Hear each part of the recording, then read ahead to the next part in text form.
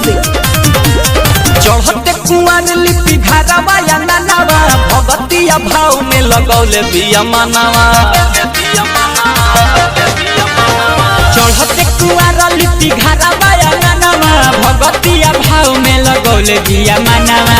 खले नयन रहे निर्जल हो सेवया नार नहीं कौन फल हो। मन मरले बिया कुछ से चुकल बिया का। अरे बेटा है तोर माई तोर मौसी काहे मुँह सुखा के बैठल बड़ी सरे। ए चाचा नवरात्रि भूखल बड़ी स आज 2 दिन से कनी के सेव अनार खाए के नइखे न मिलल ऐसे मुंह सुखैले बड़ी स। भतीजा तोर माहियो भूखल बिया का तोर मौसियो भूखल बिया का। भतीजा तोर माहियो भूखल बिया का तोर मौसियो भूखल बिया का। अरे 9 दिन के उपवास होला सोची के सुखल बिया का। भतीजा तोर माहियो भूखल बिया का तोर मौसियो भूखल बिया का। भतीजा तोर माहियो भूखल बिया का तोर मौसियो भूखल बिया का।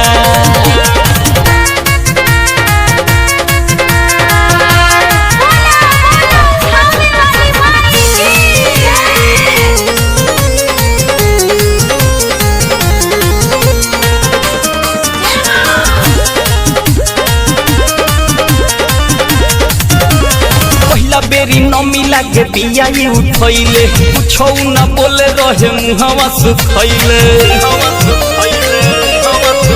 अरे पूजाया पाठ में करे नहीं कमी हो रहेले भगती में बीननु हो।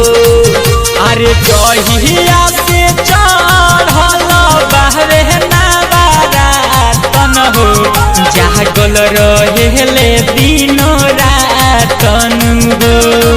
हाथ जोड़िए के चरण में माई के झुकल बिया का। ए चाचा अब देख हमर माई हमर मौसी मंदिर में जातल तू चलब।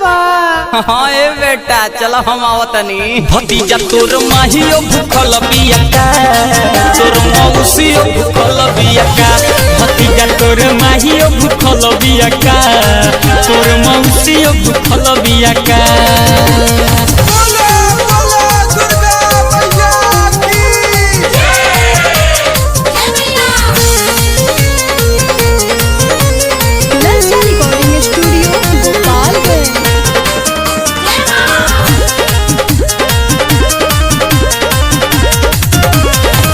घड़ी माई के रततिया नाम हो मंदिर में हाजिरी लगावे शुभ शाम हो। अरे देखो ही में पातर बिया भूखल नवरातर हो लागे जाई औरी दुबारा हो। अरे मासूम का बीबी का फूल राजा हो संग ही करेले पूजा पाठन हो। भजन सुने खातिर लकी राजा से रुसल बिया का। ए चाचा होत लकी राजा के बुलेट राजा के जागरण होता चलबा देखे हमर मम्मी हमर मौसी जातलु। चल चल बेटा हमहू आवते बानी। भतीजा तोर माहियो भूखल बिया का तोर मौसियो भूखल बिया का। भतीजा तोर माहियो भूखल बिया का